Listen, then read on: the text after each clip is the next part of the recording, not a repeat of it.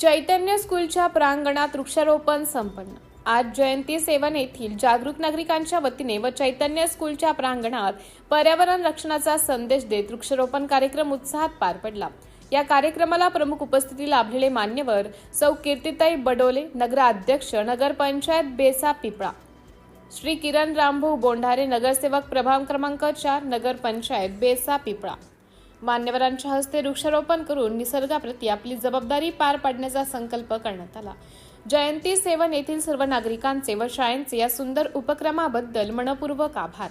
सौ कीर्तिताई बडोले, नगराध्यक्ष नगर पंचायत बेसा पिपळा, श्री किरण रामभाऊ बोंढारे, नगरसेवक प्रभाग क्रमांक 4 नगर पंचायत बेसा पिपळा।